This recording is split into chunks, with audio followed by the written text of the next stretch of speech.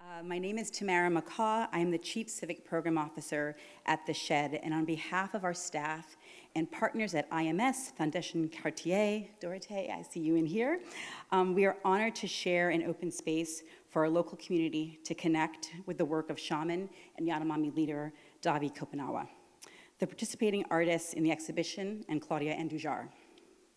As we collaborated with our partners on the public program series, we were guided by Davi and Claudia's call to action. Their message urges us to acknowledge that all of us are connected, responsible, and must do our part in defense of Indigenous people, land, and autonomy. This exhibition provides non-Indigenous people, including myself in this institution, an opportunity to reflect on where we live and work. Here we are on the unceded territory of the Lenape people, and our responsibility to support and stand in solidarity with local and global Indigenous communities and First Nations peoples. This is an invitation to examine and involve our own practices of true allyship in action. The advocacy and participating artists have inspired and ignited our own institutional and personal growth, and that's going to be a lasting legacy of this project, and we are eternally grateful for that. Lastly, I want to give a special thanks to the American Indian Community House. Patricia, I saw you earlier, thank you, who have generously extended their community to today's event, and our dear friends and colleagues who helped conceive today's program, Artistic Director, Curator, and Cultural Programmer, Juana Barrio, and performance artist, activist, George Emilio Sanchez. I also really want to give a special shout out to you, plus the Shed staff, Sarah, Darren, Eduardo, Deja, our amazing tour guides. We could not have done this program without you, and we are deeply grateful. Before I hand it over to Juana to introduce today's program, I encourage you to visit our website to find out more about the series and public programs that will continue on April 8th. And of course, do get tickets to see the show. Juana?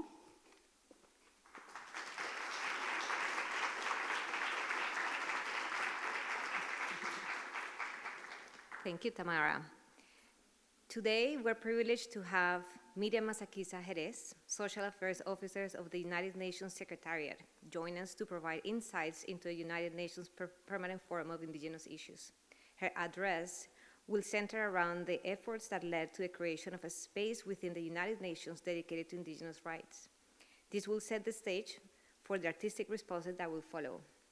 We're also very fortunate to be joined by three important artists: poet, artist, and activist Cecilia Vicuña, musician and composer Laura Ortman, and singer and composer Jennifer Kreisberg, who will offer a sequence of sonic and poetic responses to David Kopanawa's call for action in defense of the Yanomami people, in defense of indigenous sovereignty, the Amazon rainforest, and nature at large. After this first hour of today's program, we will have the opportunity to engage in a 30-minute closing reflection facilitated by Candice Hopkins, Executive Director and Chief Curator at Forge Project. This open dialogue would enable us to discuss and process the ideas and insights presented throughout the program and to explore ways to take action. Welcome, everyone.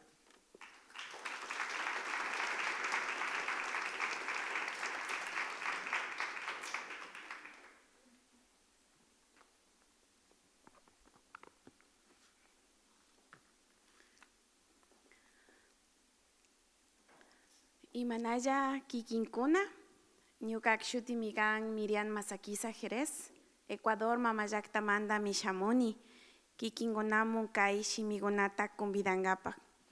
Achkada Kushiarini Kai Shet Nishkawasivi, Ñukada Kayashkamanda, Ñuka Yankani Naciones Unidas, United Nations Nishkawasivi, Hatu Mamayakta Nishkawasikovi. Shinayadi Kai Ñukak Panikuna Runa Warmikuna, Kai yaktamundakuna kunumpunja kikinkunamu kai viñukuchimu shunguda achkada kushiachinga. Kikinkuna mana ñukakshimita ushangichichu. Imamanda kikinkuna rimangichi English nishka shimita. Ñukami yachashkani chay shimitapash kikinkunawan shinalladik shuktikunawan rimaringapak. Kai mundaichimu rimarisha kikinkunan English nishka shimipi. Good afternoon, everybody. My name is Miriam Masakiza Jerez. I am Quichua Salasaca from Ecuador, and it's an honor to be here this afternoon with all of you. I am so glad to be in the land of the Lenape people, but of course also to share the stage with sisters, especially from this part of the region. I am really honored. I have been following them since I was a very tiny one. So I am a little bit intimidated, if I would say, with such an important artist. Today I have been invited by the Shed, and of course we have been seeing, probably most of you, this wonderful exhibition entitled The Yanomami Struggle. As you see, probably, maybe, I don't know, some of you, perhaps you visit their territory, but in my case, no. However, I have been receiving in our office so many calls about the situation of not only them. Indigenous peoples around the world, they are suffering because the capitalism, because the way how we like to live. Perhaps some of you, some people, they don't know what it is after these doors, after this country, after this city. Perhaps we don't know. Or perhaps through the media, we only are connected to issues that it's good for us, and we don't see more than that. Perhaps we don't follow local media that could be able to take you to that particular places. In this opportunity, I would like to invite you to close your eyes, feel your hearts, and imagine yourself where you would like to be in a part of the world. But also, I would like to ask you for 30 seconds, if it's possible, of silence of many, many indigenous defenders who lost their lives because they just want to live in the way how they used to live, how they would like to live. Please.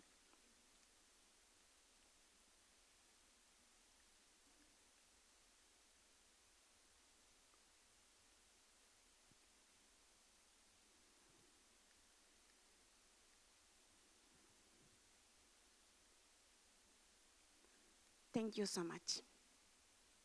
Before I start, I would like to tell you that perhaps almost 100 years ago, in 1923, Cayuga Chief Descajen traveled from this part of the world to the other side, to the League of Nations, with the voice, with the struggle, to tell these entities, these member states, what was going on here.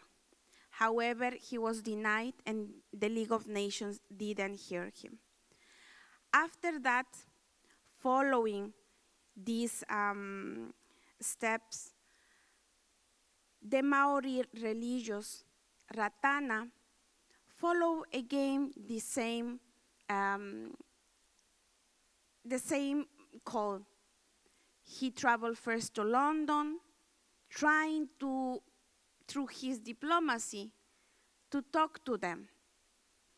After that, he went to Geneva in 1925, again to talk to the League of Nations, because the Waitangi Treaty was broken and not respected. He was not listened.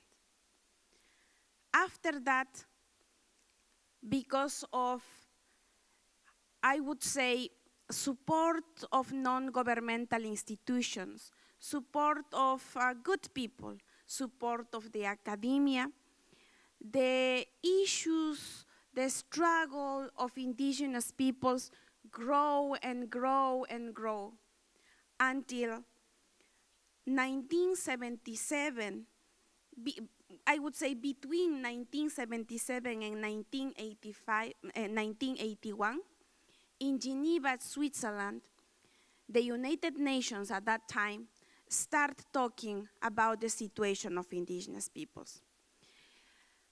These leaders from North America, from South America, from Asia, they went to this entity and they start talking about the disposition of lands, the situation, the grave situation of their health, the emergency of the loss of their languages. But most importantly, they were talking about the grabbing of their lands, which, you know, they are certainly connected, and which means that without land, we cannot survive. Because of that, indigenous leaders used to say that the UN established an entity, an office, which was called the Working Group on Indigenous Population. That was a place, they said, in the basement of the UN, because the working group was a group of people, but of course with member states. They went there, they talked about the situation, they gave some recommendations, but after that, the outcome went to another group of member states. Probably it was diluted what they were saying. Then that outcome went to another one, until the General Assembly probably receives only nothing of what the indigenous peoples were saying. So because of that, they, in conjunction and support with many NGOs, they start talking about an entity that would be able to listen indigenous people's voices from all parts of the world. A place that could become a platform where they can come and they can say what is happening, but also they can bring their good practices. They can provide information on what are their contributions to many different challenges, including climate change, and of course different crises. So that's why in the year 20, the General Assembly established the Permanent Forum on Indigenous Issues at the United Nations. Then, of course, when they were preparing the document, I was not there, they were probably thinking where this should be established. Because indigenous peoples were saying our issues, it's not only related to human rights, it is related to social economic development, health, education, culture, also human rights, but very importantly also, peace and reconciliation. During that discussion, indigenous peoples from one side, they were saying, we want this forum to be called Indigenous Peoples Permanent Forum.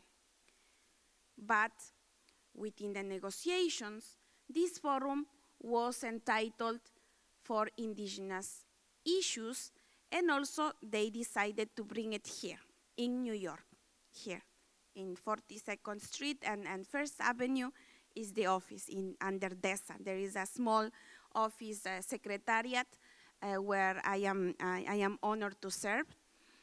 And annually, during April or May, this time would be the meeting between 15 to 28 April.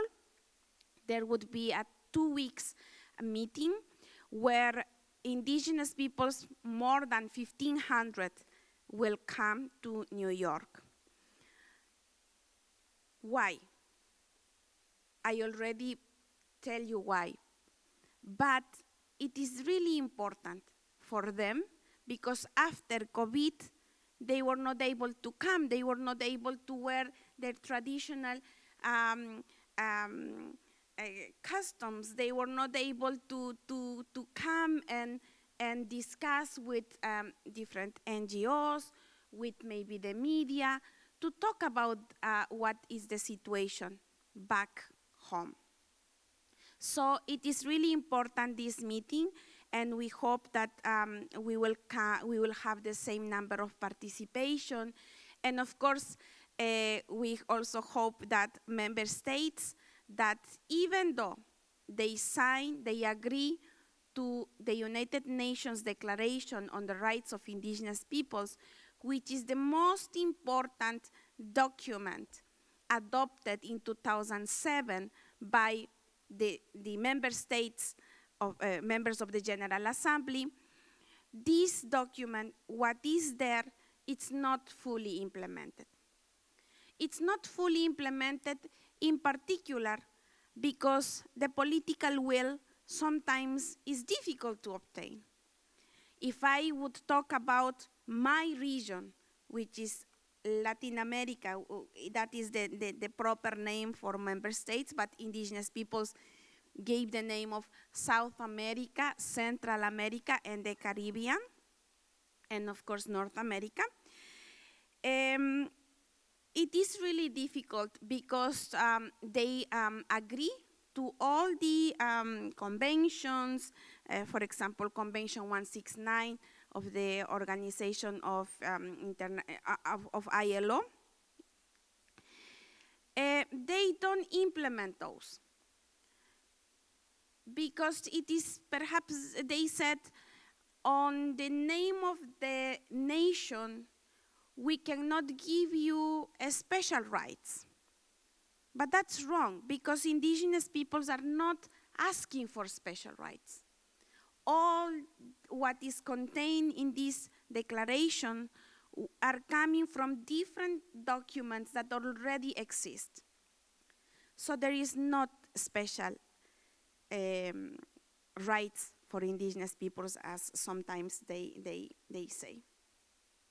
But also, just to tell you a few things of why in South America, in Central America, it's a little bit different. As you can recall, maybe the Zapatista movement in Mexico, that was the initial part of all this process, inspiring the indigenous movement. Their phrase was to build power and not to take power. They start inspiring the entire region. After that, probably you hear that in South America, indigenous organizations like CONAIE, Confederación Nacional de Organizaciones Indígenas del Ecuador, led various uprisings that also inspired the region. Similar situation happened in Bolivia, for example, with different, of course, with different contexts. Another milestone that perhaps helped indigenous peoples to wake up and say enough was the implementation of neoliberal policies. Because every time states were looking at lands and territories that belong to indigenous peoples. And something in common, of course, that was that all these governments were looking after those lands. That was the common issue on why, you know, this emergence of indigenous peoples movement start, at least in our region. And maybe we could also add that some governments, leftist governments, we say, that also contribute a little bit, you know, to the thinking of another world is possible, something else can be done, or stop doing business as usual. That's probably some of the issues also that could happen. But also, it is really important for indigenous peoples that their voices not be seen as like they are the ones who doesn't like doesn't like the development, because you know that's the message that perhaps many of you hear through the news.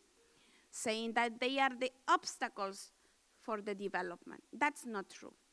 What they are saying, and is of course recognized in the UN Declaration on the Rights of Indigenous Peoples, is that whatever you want to do, you have to ask. You have to obtain our free, prior, and informed consent.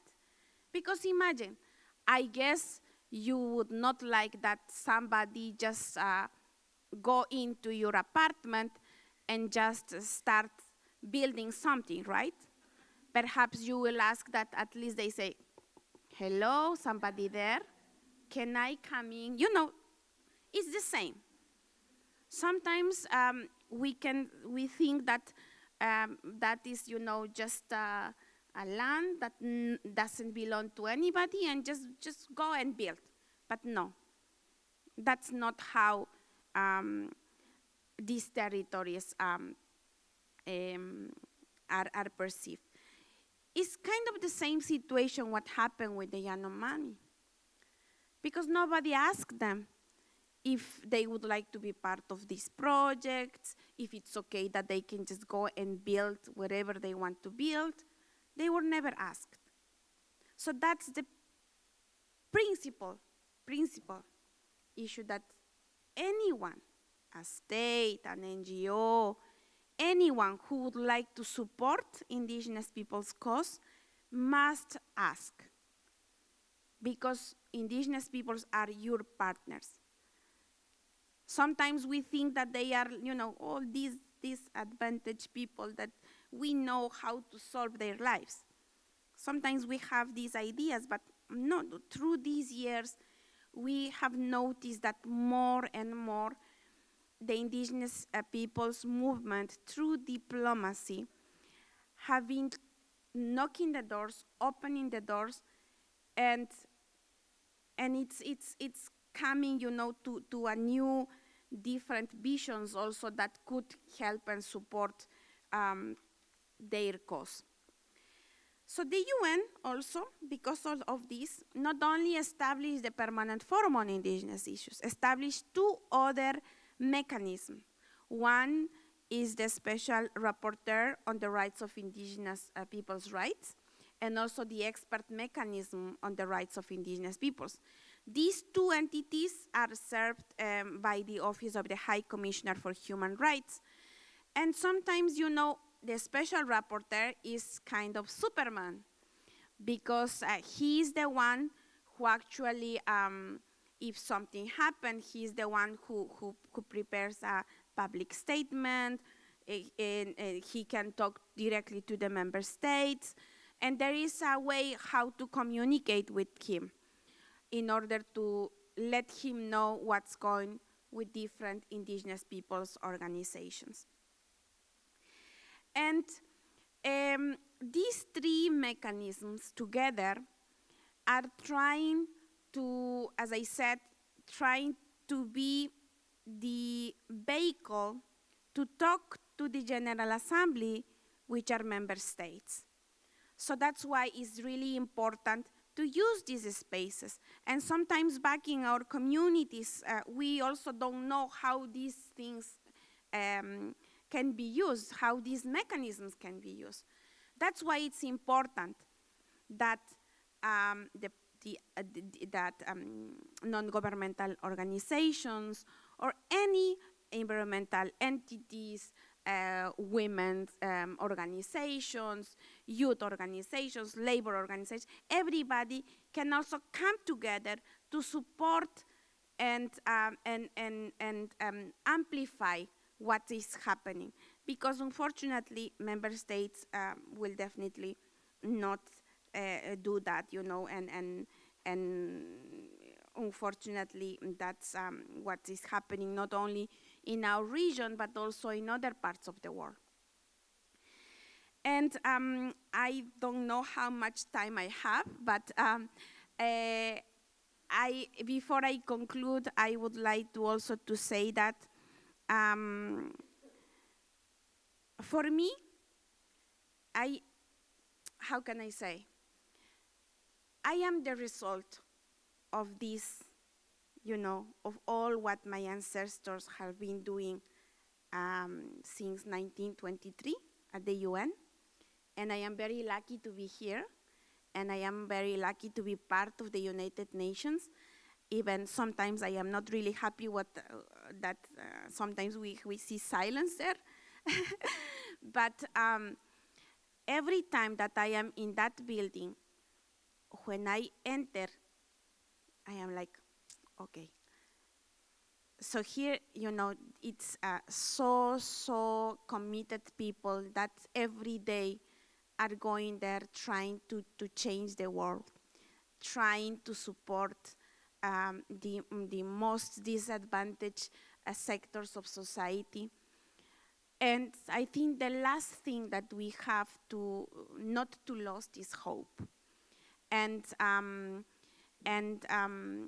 there are, of course, different issues, that sometimes heads of states or the ones who are the ones who decide take, sometimes good decisions, sometimes not good decisions. But we, as civil society, we have to be alert because they are there because we put them there. So that's why we never, ever should be in silence. We have to use our diplomacy as indigenous peoples did. Don't believe that we love to be on the streets and then in, protests and march. That's not true. To go there, that's the last action, if we would say. Because we don't want to see the police throwing tear gases, or we don't want to see that my brother or my sister is killed because of that protest. Don't believe that we love to be there. Sometimes the governments and also the media try to put that idea in our heads, but that's not true. I think it's really important to understand that they are trying to protect the resources in their lands and territories, not only for them, but for all of us. And the good news is that they will still be doing that with no cost to any of you. But what you can do, that's something important that I hope at the end we can hear also. And in my case, I was just asked by Juana how long I am here in New York, and it's like I rejoined the UN in 2010, so it's many years. And when I was the age of 21, I didn't speak the language of the diplomacy, which is English. And it was really hard to learn, and I hope that today I was able to communicate well with you. But also to tell you that if there is any opportunity to support indigenous youth, indigenous children through education, that's going to be very, very well welcomed. Education is key, but education also not forgetting who we are. We walk together. I am fully connected to my community. I am honored to have here my daughter, and I hope that she can listen very well, because our indigenous language also is very important, and we try to communicate and to have, this little space for us and our community. Now that the UN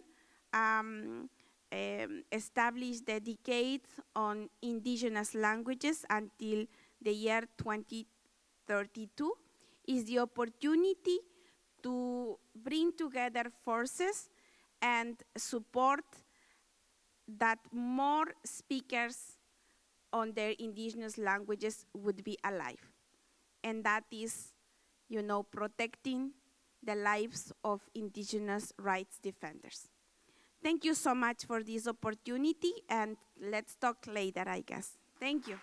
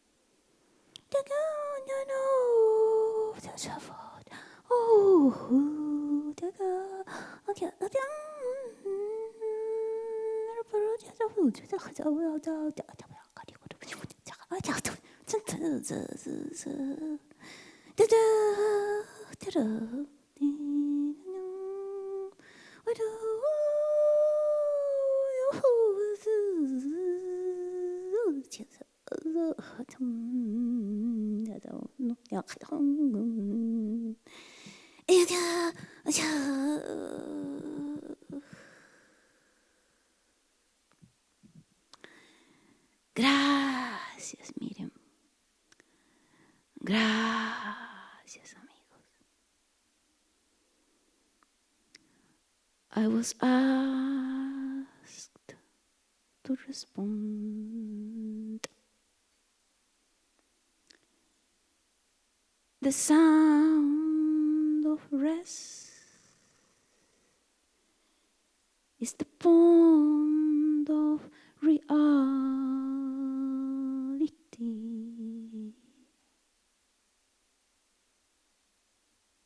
I am here for you, all and people.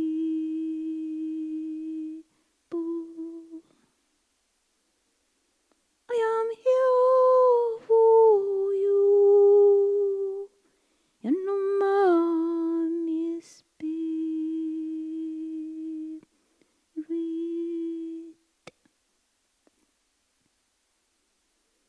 The other day I was invited to come here, and I sat next to David Copenhagen.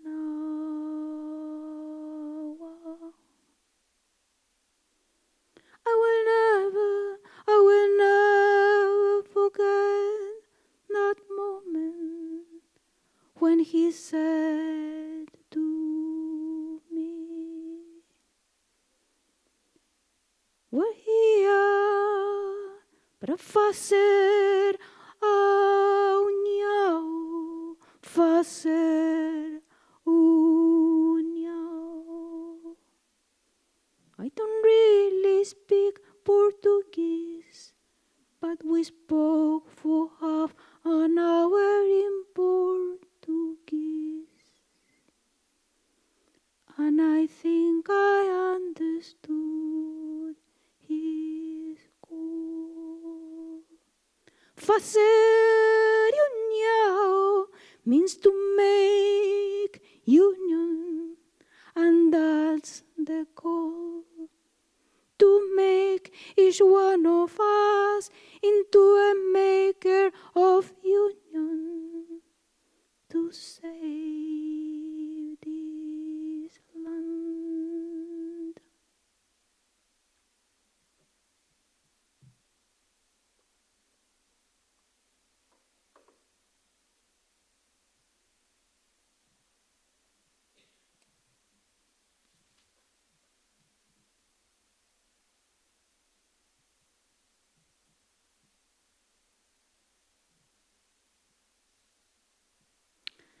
David Copenhagen book, written with the help of Bruce Albert, is called The Falling Sky. If you don't know what that means, it really means that for the Yanomami, the world we're in now only exists because the previous world went extinct. And when that extinction took place, the Yanomami say, it fell the sky fell down.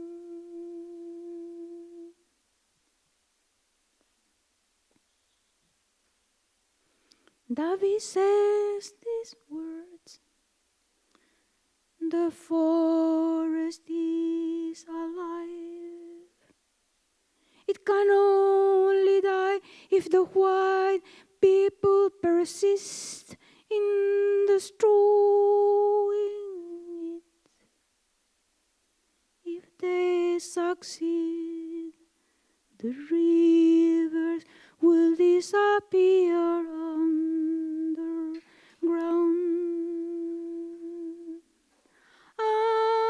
And all people will go away. We will die one after the other, the white people as well as us, as well as us. All the shamans will finally perish then, if none of them survive to hold it up, the sky will fall. The sky will fall. The sky will fall. The sky will fall. But it has fallen yet. It has not fallen yet. And that's why we're here. I was reading a page a little bit forward, and David says this. He's addressing his white friend and partner, Bruce Albert, and he says to him, your professors had not taught you how to dream like we do. Imagine being taught how to dream. Imagine to draw a dream that you can dream in such a manner that will affect the reality.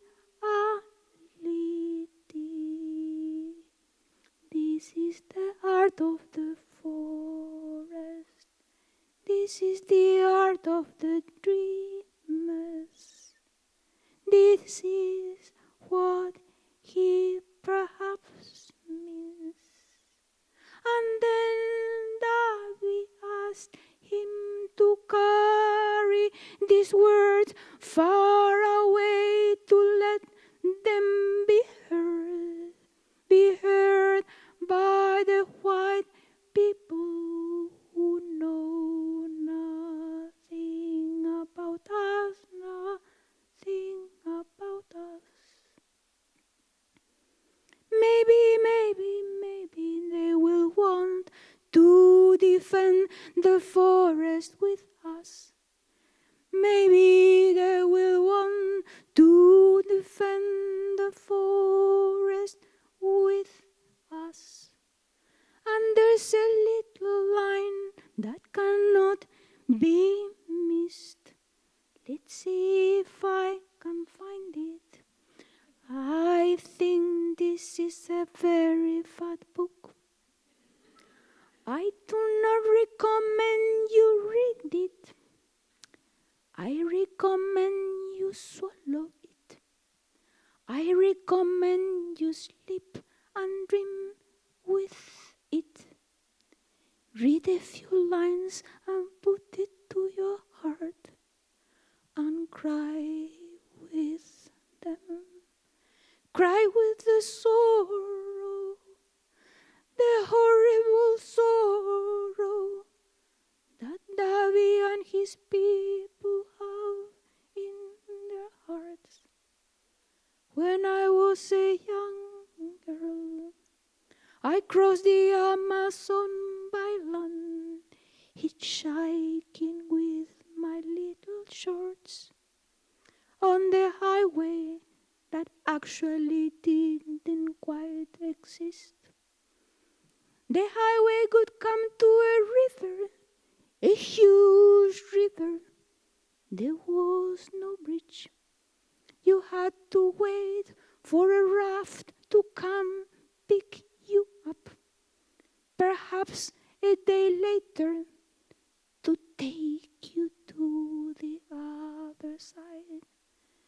Nevertheless, they used these non-existent highways to invade the Yanomami land and destroy their world, which nevertheless still exists. And David says, for if this forest is entirely devastated, no other forest will ever be born. Think of that when the moisture of the air is gone. These words may become truer than any of us would want to know. I wish to offer white people these words, he says, and those of the Shapiri. I'm sorry, I don't know how to pronounce. That's the name in Yanomami for the spirit which appear in the time of dream. Let the image placed in my chest, says David, sprout and grow in all of people's hearts. I suppose my time is up. Okay, good night.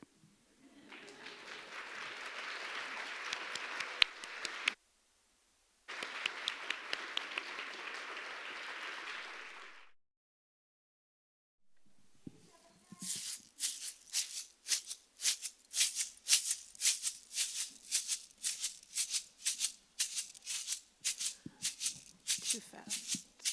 Gistamen chidowa, gistamen chidowa, gistamen chidowa, gistamen chidowa, gaton chijores, gaton chijores, gaton chijores.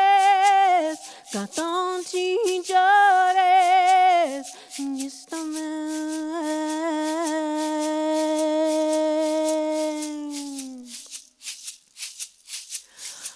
gistamen legi chindowa, gistamen legi chindowa, gistamen legi chindowa, gistamen legi chindowa. Gaton chijores, gaton chijores, gaton chijores, gaton chijores, gistamen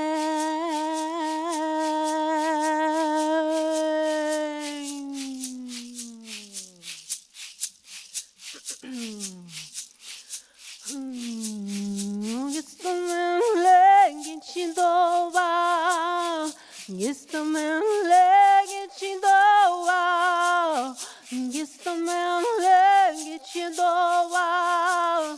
gistamen legi chindowa, gaton chijores, gaton chijores, gaton chijores, gaton chijores,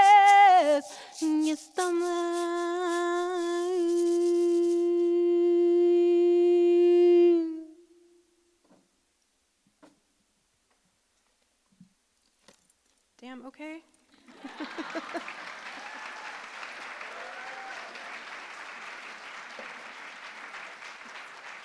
There's nothing like finishing a song and everyone's like, what does it mean?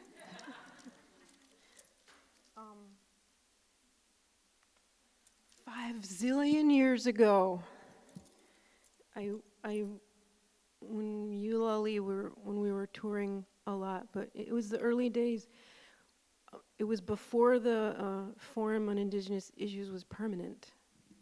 It would happen like every few years, and before it became permanent, and we got really lucky, just luck. The group was based out of New York City, and we used to get to go to the UN and mix and sing for, but also mix and mingle and hang out with some folks. And there were wonderful people from Ecuador, and I met this dude from the Xingu. This little dude, no body issues, no hang-ups about his body whatsoever. Just a totally different vibe. And it was like, oh, that's what it's like before Christianity and colonization and all that stuff. It was just amazing. I always wondered if his people, they were Wausha, if they made it through COVID, or Bolsonaro, if they made it through his ass too.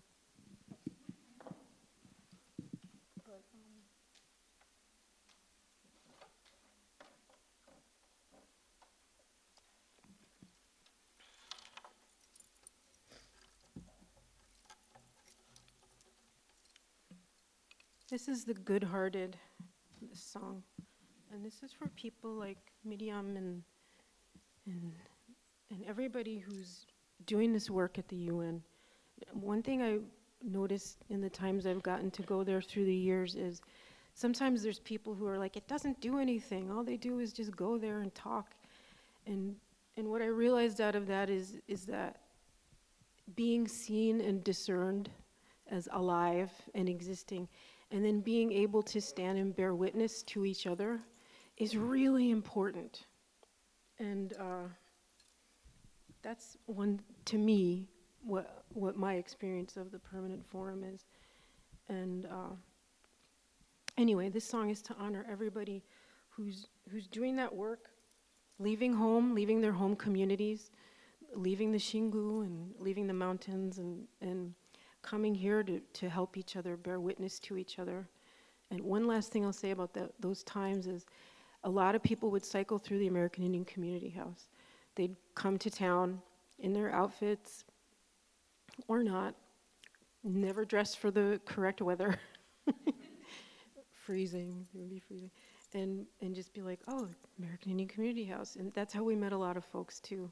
And that was a good part, the parties and the community making this new bigger community that everybody often talks about, but actually watching it happen and getting to be a kind of a fringe part of it was life-altering in a good way. But this is for everybody who does that work, makes that sacrifice. Pagi. I dated a guy from there once.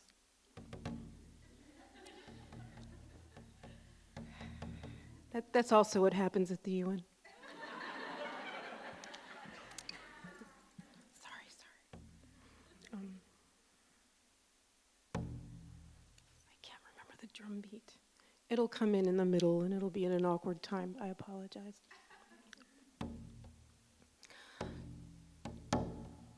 That's it. There we go.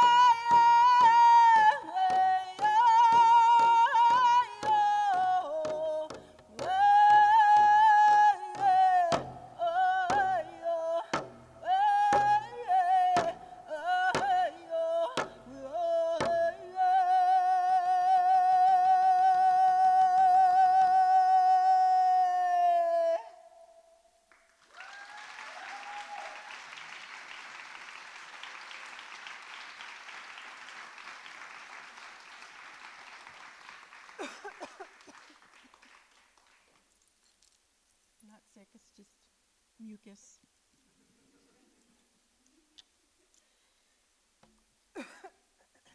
You know, singing brings it all up, knocks it loose. I have time for one more song. And I want to dedicate this song to Ingrid Washinawatuk, who's a huge part of our community before she went to Columbia, and that happened. And to her husband Ali, who is sort of like the mayor of the UN here, hosting and foodie, take everybody out to eat. And he just passed away in the end of September. So he's with his beloved Ingrid now. And so this is to honor them. Excuse me.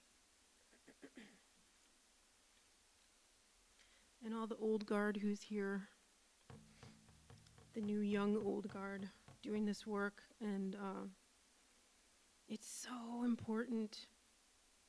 You know, a long time ago, we did this work on these borders, and we did an album called The Condor Meets the Eagle. And the whole point of it was there are no borders in these Americas. And then, so we were like, great, did the work, it's done. And then now, the last few years, there's been a resurgence of, you know, that border. And some of that is actually being put forth by other Native people from here in North America. So it's like, oh, we got to bring out these old songs and bring out this old thing we thought it was done. No, those are relatives, and it's not our borders, and you know, but you know, that colonial mindedness, it's very insidious. And I want to thank everybody who organized. I really appreciate being asked to come here. And this song is also for the whole crew who's running around making sure it was nice. And I would like to also honor the H, the American Indian Community House, who were also helpful in getting me here, and their deputy directors here today, Patricia Tarrant.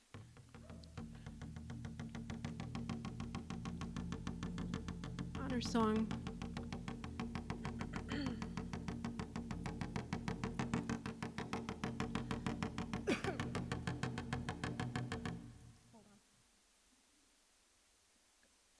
Set an alarm.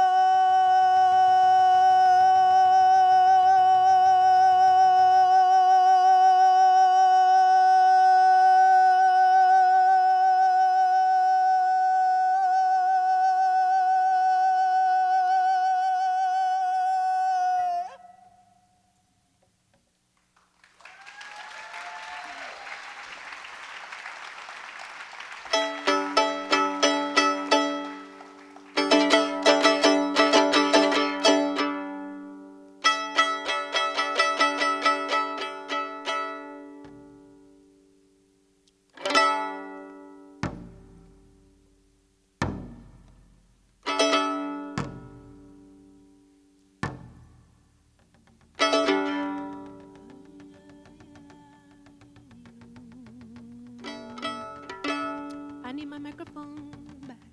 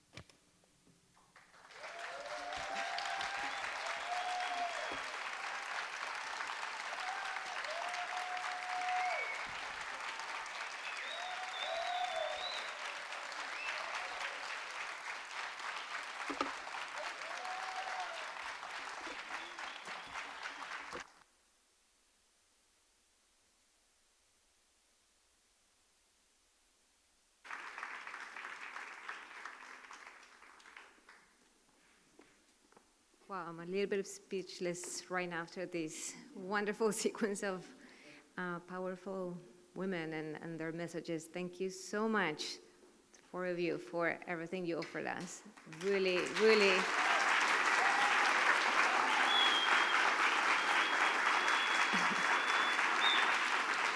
And I think we all agree that there are certain things that words cannot say. And I'm so grateful that Median started by really educating us about what's the history of things that we probably were not aware of, and now we know, and hopefully we can start taking action together and thinking together what can happen.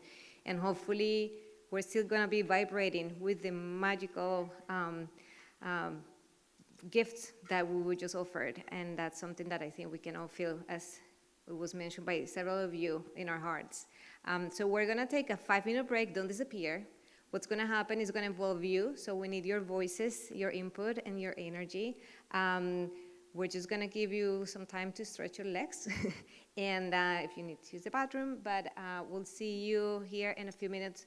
Candice is gonna then open the floor for an open conversation with our guests and with all of you. So please, if you don't need to leave the room, you can just stretch your leg here, and if you need to use the bathroom, just please go ahead. See you in 5 minutes.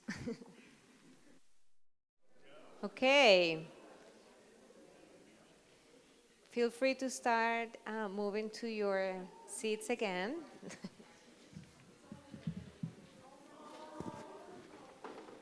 I see a lot of excitement and connections among yourselves. So, Lauren,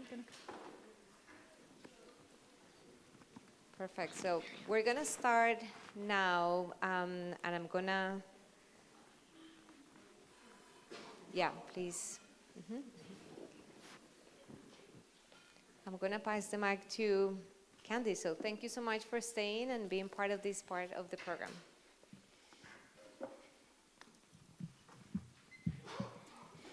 Thank you, Juana. I just want to begin by honoring these incredible women. So if we can say thank you again to what they've offered.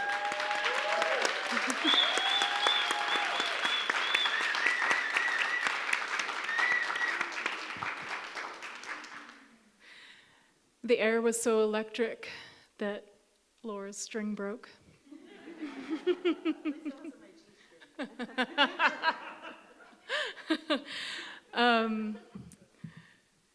Hi, everyone. I'm Candace Hopkins, and I'm a citizen of Carcross Tagish First Nation. And when I first heard of this exhibition, which I think is more aptly named probably the Yanomami fight, not the struggle, but the fight, the permanent emergency. And when I first met Davi very recently at the opening, like Cecilia, we spoke about his homeland and what was happening there.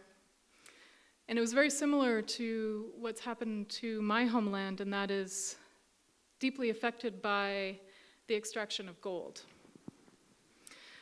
And I wanted to begin maybe by bringing some of my ancestors in the room, if you'll bear with me, with some of their stories, and weave those with those of Davi's and other Yanomami. But then ask the question, I think, to all of us: how do we act? What do we do?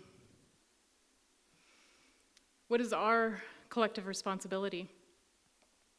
So I'm going to begin a little bit farther back in time, because 100,000 prospectors came to our lands beginning in the late 1800s. And one of the people who was deeply embedded within this was my great-grandmother's uncle, who was known in English as Skookum Jim because he was strong, but known in our language in Tlingit as Quiche. And he had a lot of good observations at the time that I think are important for now too. He said that this fever for gold was like an addiction, and its taste only produced desire for more. And prospectors thought nothing of lying, cheating, stealing, even murder to acquire it. And this continues in Davi's homeland now. And there was no room for morality in their hollowed out souls. So by the time the prospectors and speculators had made their way over the icy mountain passes, everyone was infected. And the manifestations were physical, and Quiche came to recognize the symptoms. It was an empty look in their eyes and a frenzied pace at which they did everything. And it was as though a new kind of desire drove them. But this infection had its own name. It was called clondiatitis. And the newcomers were not the only ones afflicted, because a transformation started taking place in the native populace as well. And like most things, it was first foretold in a story. And I cite him, and he said, "They're coming now." And then he sings some kind of song, and he tells them, "I'm going to be the white man." No one knows Ko'ochen at that time. We called them the cloud people. And that boy, he called them Ko'ochen. He said, "Ko'ochen you, Ko'ochen that one. Turn that way, all that camp. You fellows are all going to be white." That's what he said. They don't know what he means. You're going to be that way, and you're going to turn to white men. What white men? That time, nobody knows it. And the news spread initially through whispers, conjured in visions and dreams, and the Eek, or the medicine people, they foretold the arrival of tens of thousands of men whose faces were drained of color, and they called them Ko'ochen. They called them the cloud people. And they said that they spoke hurriedly in strange tongues, and it was as though words rushed out of their mouths like water. And their world was a colorless world, and it was a place where everything, the plants, the animals, and even the fish, were white. And this winter world was deeply troubling to the East, and they created gatherings that considered the implications of their visions, the pending appearance of these newcomers, as though their whiteness was seeping over the lands. Soon after the appearance of the first Ko'ochen, they saw the color began to drain from their faces too. Our world was also turning white. And it wasn't just appearances that were strange, because behaviors turned odd. We began forgetting things. First, it was just a few words. Then it was whole parts of stories. Then it was entire songs. And when the songs disappeared, we no longer remembered the dances. And then one by one, we began forgetting our languages. This was the infectious character of this new world, and in it, religion replaced spirituality, greed supplanted reciprocity, and economy superseded trade. And its attendant symptoms were physical as well as cultural. Whiteness, this gold fever, was not the only illness affecting people of the Yukon at this time. Everyone was sick with other diseases too that were distinctly biological. There were recurring waves of influenza and smallpox and tuberculosis that broke down our clan systems and our customs. So this put our way of life into a state of crisis. We began to hold ceremonies to the point of exhaustion, realizing too late that our medicines couldn't heal these new illnesses, or at least the medicines we had at that time. We had to invent new ones. Entire belief systems were thrown into upheaval. We began to have visions that saw the land flayed. It was gutted, and then it was left to rot. We saw men like ants crawling out of open crevices and carrying out all that was inside. We heard the haunting sounds of the forest being chopped down, tree by tree by tree. We saw the rivers getting muddy so the fish could no longer see, and no one seemed to be bothered by it. But we also had ways of foretelling the future. We had prophecies that offered a means to navigate this new world. So for the Anishinaabe scholar Gerald Visner, it's the ongoing presence of Indigenous peoples in the Americas is not merely a form of survival, it's survivance. Survivance denotes active resistance. It's the repudiation of dominance. It's obtrusive themes of tragedy, of nihilism, of victimry. That is our continued resistance. We work against the machine of empire, the thing that desires territory, that exploits its resources, and it eventually tries to turn everything, even people, into commodities.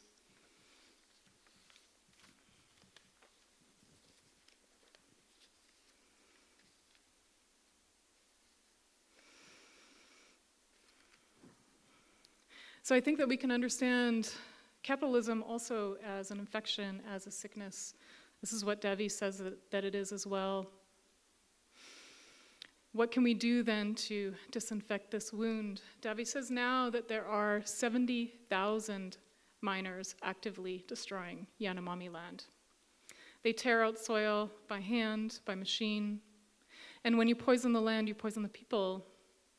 Our bodies are becoming poisoned with metal.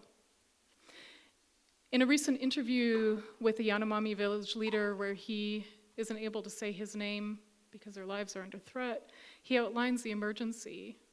He talks about how gold mining has interfered with the health of the village. He says that it's really affected us. It has very marked negative impact on our thoughts. Our land has suffered deforestation, our rivers are polluted, the river is contaminated, all the fish are contaminated. It's fish riddled with mercury. We, our Yanomami relatives, are also contaminated with mercury. People from the Fiocruz who come to conduct a study on the levels of metals contamination in the Yanomami territory, they cut our hair and they also found mercury. I asked Fiocruz and they said there's nothing that can cure mercury. So Davi Kopanoa spoke about infections and diseases, that they keep coming, and these diseases are symptoms of a more serious affliction. We need to understand capitalism like a pandemic. We need to understand it like a health emergency. And it directly infects women too. He says that a woman from Kayanau, a community that lives off of criminal activity, explains how Yanomami girls trade their bodies for grams of gold, which are afterwards exchanged for extortion-priced goods in the mining camps.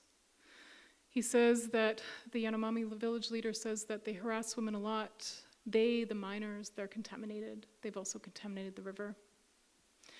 And now the women's bodies are also contaminated. So, Marian, when you first spoke, you spoke about consent.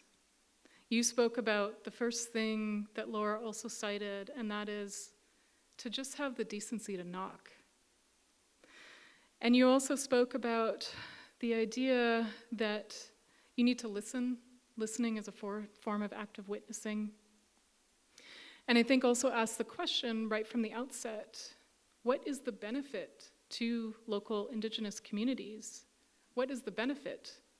If there is no benefit, perhaps you shouldn't do it. Marian, I was also reminded when you were speaking of when was the last time that a building went up in Lenape-Hawking here in New York City where Lenape were asked for their consent to build that building. And not only were they asked, but the land was also asked to give consent. You also spoke about hope at the very end of your incredible history of the formation of civil society among this land, but also the political ability of diplomacy. I heard a great quote recently by Gloria Steinem, and she said that hope is in fact a form of organizing. So it's not just a feeling, it's a form of organizing. It's a form of raising voices too. And you said that raising voices in the streets is a last form of action. I think it's when that emergency reaches a fever pitch. I think we've all dedicated our lives, Cecilia, Jennifer, Laura, Marian, to this question.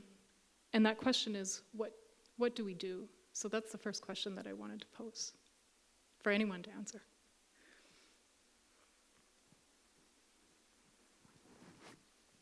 What do we do in terms of...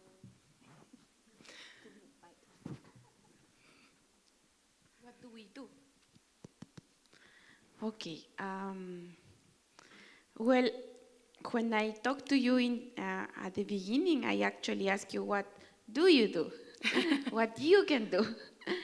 Because I believe the messages, not only the messages from David, but also other indigenous leaders that are no longer here, some indigenous women also back in their communities, and also this ladies, artists that they are sharing with us all their art.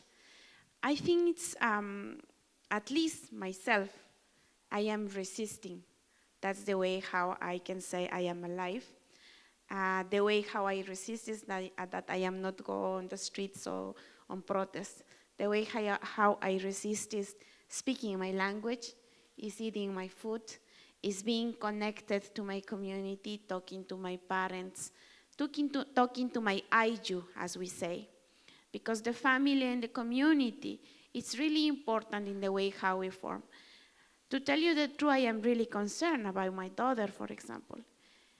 She's here, she's in the US, she was born here, but when you ask her, she will tell you, I am Quechua from Brooklyn, very proudly. And she's speaking our language.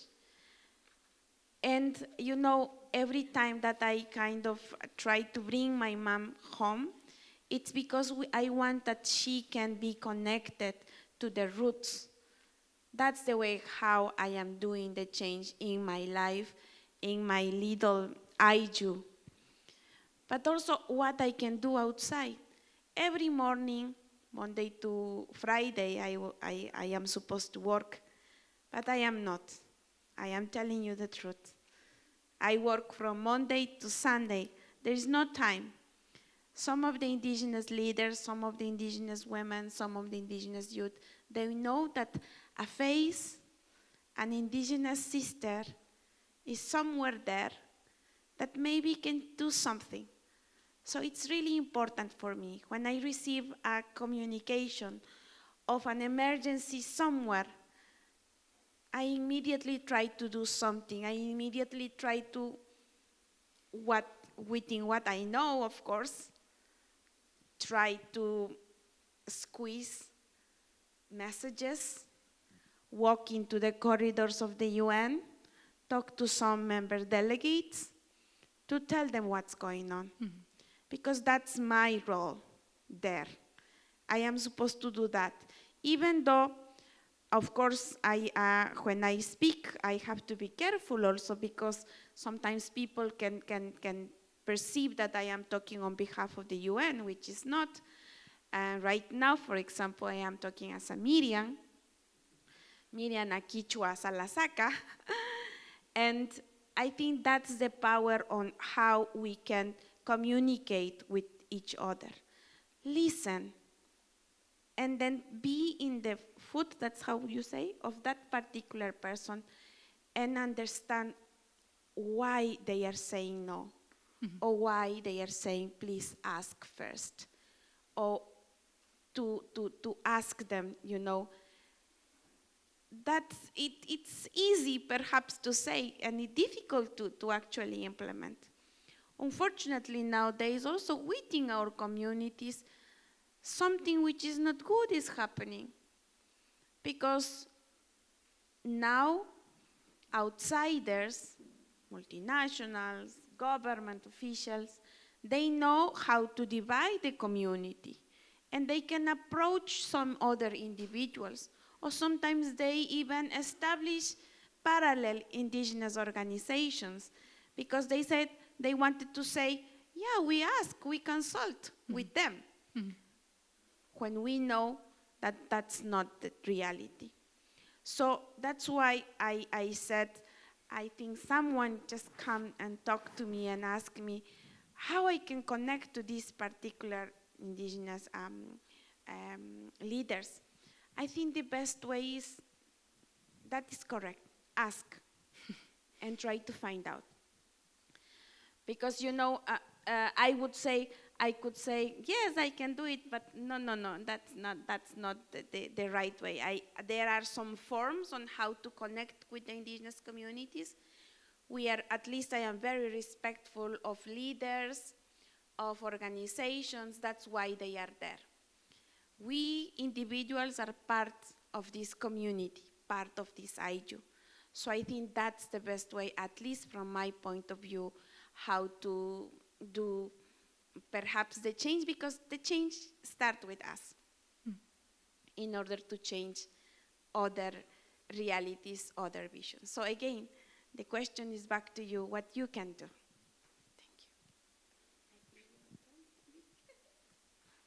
I've been thinking about this quite a bit because I've been understanding survival and survivance and trying to always kind of keep that in mind. Like it's just a little bit can go a long ways as far as intention and meaning. When I play, I always consider who I'm playing with and for. What are we doing here? Like, what kind of energy and emotions and like stories and understanding can I speak through my violin and my compositions and my collaborations? And I like to consider everything that's happening in exhibit downstairs. Lenape Hill King, my friends, my community. And of course the land that we're on. That helps kind of draw it all together in one big thing. So when I'm thinking about survivance, it's a kind of more incorporating everything together instead of just kind of pushing through and persevering. So I kind of use that as a way to communicate and listen.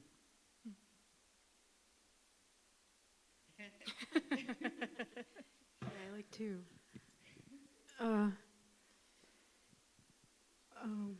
What do we do? What can we do? Well, sometimes I'll try to be brief-ish. There's a few things, a few answers to this. If you're caregiving to anyone, raising anyone, especially little ones, first thing is making sure that they're exposed to community. It's really easy to get swallowed up in this country anyway. You could be surrounded by zillions of people but still not in community. It's really interesting how they set that up. And then, so community first, and then it's not always your blood relatives, because mine are toxic as fuck. But it's still your community, right? And just is what it is. And, East Coast indigenous people, hundreds and hundreds of years of this doesn't make, amazing, wonderful, healthy communities. You know what I mean? We can talk all we want. We can make hashtags. But the reality is it doesn't make really good, healthy families or communities. But once you've discerned that, instead of wallowing in it and doing all the poverty porn and all that stuff, art, you come to this community, whether it's city or on the lands that your community lives in, if they're lucky to still be living in them. There's that, whoever you're caregiving for or raising, making sure they're exposed. And then sometimes when when my mind isn't in a good place, I'll I have a sister from another mister, and she's always like, stop worrying about all that stuff. She's like, you're only here to make art.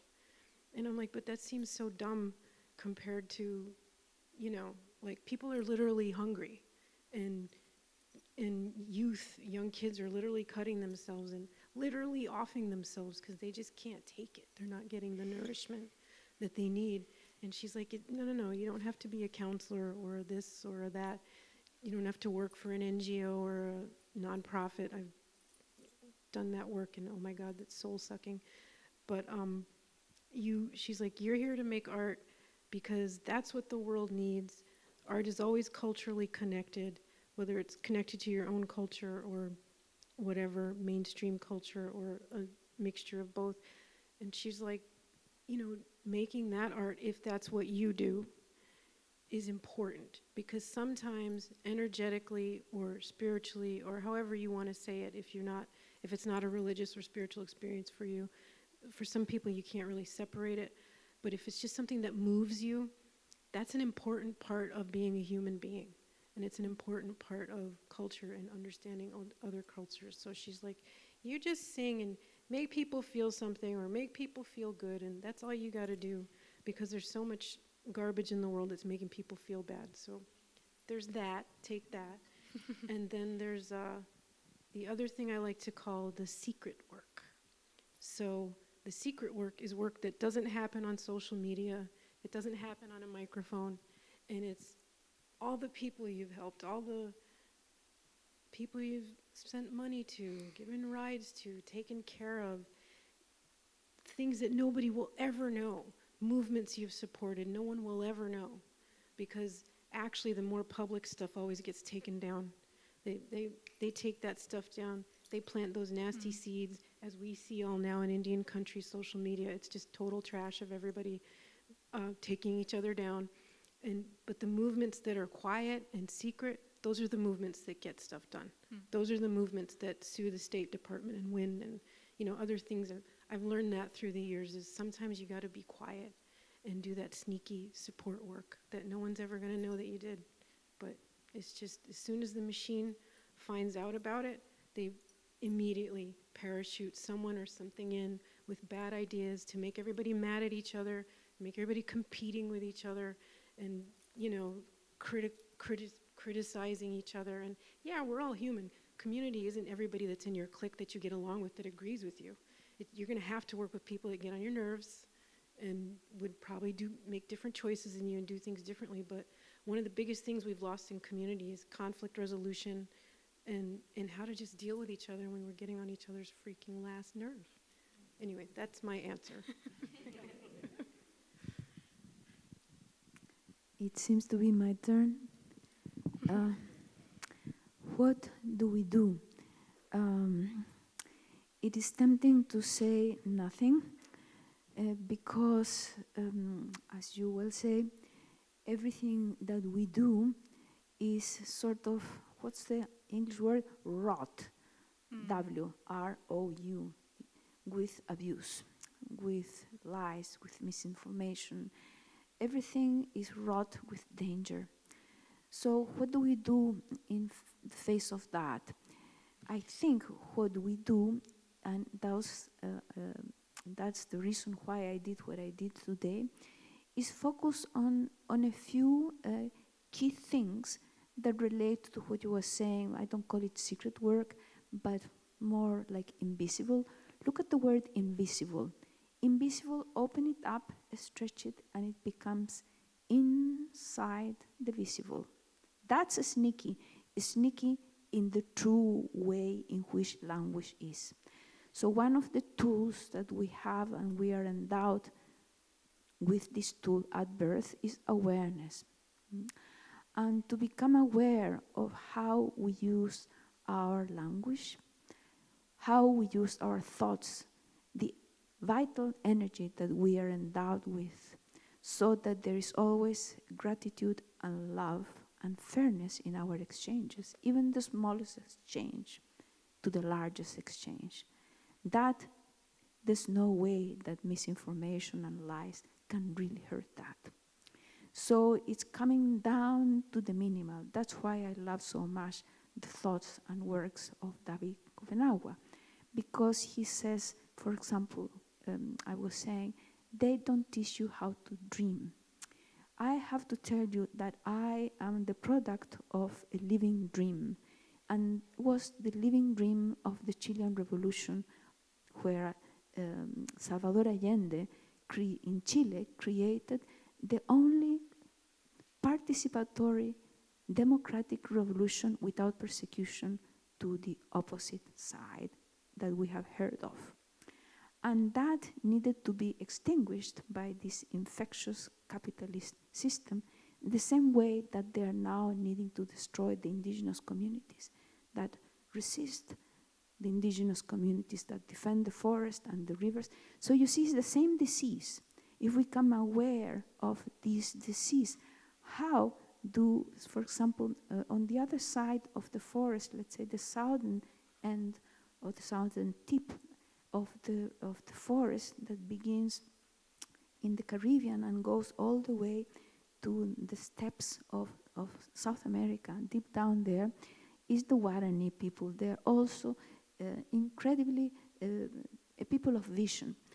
I was a schoolgirl, a Santiago schoolgirl, one day I entered into a bookstore, and I always, skip school and went to bookstores as a little girl with my little uniform. We had uniforms in Chile, so everybody could see that this was a schoolgirl illegally acting, and didn't matter. And I remember walking into this, I was leaving this bookstore, and suddenly I felt, psst, psst. I turned around like somebody's calling me. It was a book. It was a book of Guarani poetry. Look how sneaky that is.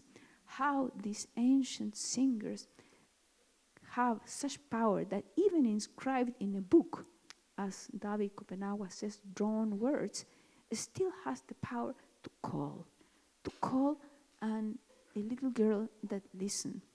And one of these days, one of these extraordinary Guarani leaders came to Chile, and he said, in Spanish I will say it first, hay que resistir desde la belleza. That is very hard to translate. It means to resist from beauty. Does that make any sense in English? Can you say that? In other words, he says, if you resist with violence or from violence, that will only generate violence. But if you resist from beauty, who can beat that? Even insects can discern beauty. And every biological and living system, even among particles and bacteria, know what beauty is. So to resist with beauty for me translates beauty of behavior, beauty of thoughts, beauty of action.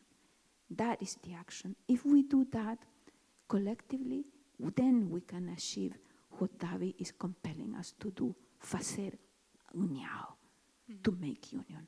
Because it's only through alliance. You speak of community. What does community mean? It really, what does IU mean? It means, my hair stands on end when I say that. It just means gathering, It means coming together. It means alliance. And just as you say, that doesn't mean that we will ally with those who think like us, who feel like us. Not at all. That doesn't work. Look at our failure, the failure of people like us, people who think that fairness and beauty should rule the world. We have been defeated 1,000 times. But what is it that cannot be defeated is the force of life itself. And the force of life itself is about resisting from beauty. So that is what we can do.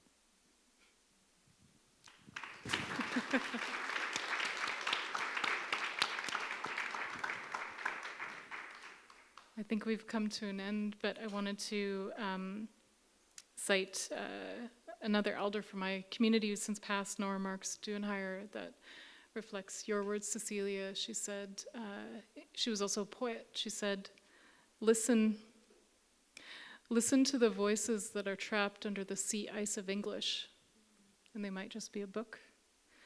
But I would invite you all to figure out what your secret work is, particularly that kind of work that is inside the visible. So thank you all.